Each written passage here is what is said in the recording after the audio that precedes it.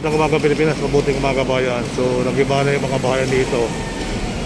Kasi mapaklasinan ka nagawa na release para sa nag-iba na rito yung mga bayan. Pati mga dating bakod, ginibahan nila para makuha nila yung mga bakal-bakal, mga kababayan. So yan po makikita nyo, ginibahan na itong lugar na to. Ayan. Magandang umaga Pilipinas, magandang umaga bayan. So tara, lapitan natin doon hanggang doon yung giniba. So tuloy-tuloy hanggang doon sa Alabang yan mga kabayan. So yan, hanggang dito nga giniba yung mga bayan dito. So let's go. Hanggang buntok ni Brownie.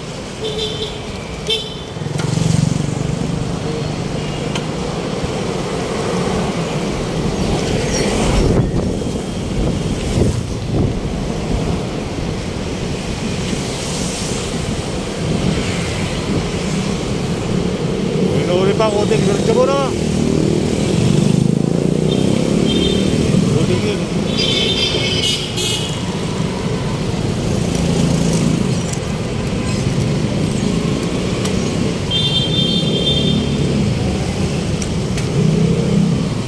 Ayan po. Nagkagiba na rito ng bahay.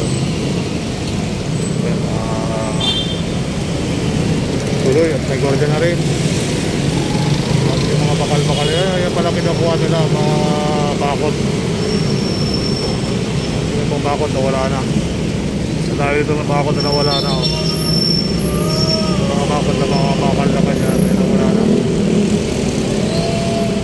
Tuloy ang buhay, tuloy ang life. So may gordya naman, siguro lalagay na ng gordya. Ganto na yan sa kabila, naibayan yan ng pantalon. So tuloy yan, hanggang Paco, hanggang Alabang. So apektado lang yan hanggang sa may Paco. Ang pagdating mo ng Paco, wala nang bayan dyan eh. So dito dati may bakod na hindi nila makulang. Tuloy ang buhay, tuloy ang life. At ganun talaga ang ating project ng Pilipinas. At pag naayusin yung daan, talagang mayayari yung bahay mo. So marami bang mga magigiba. At sa may Slicollector project ay marami pang magigiba doon sa may Beata, Pandakan. So yan po yung latest update natin dito guys sa giniba na to. Giniba na rito yung ilalim ng tulay na may pinabakbak nila. So yung mga bakod ay nawala na. Abang-abang tayo dito sa mga natira ito. 1, 2, marami pa naman natira. So dito nawala na lahat. Nawala na yung mga bakod dito, mga baka. Automatic yan, bibinta nila yan.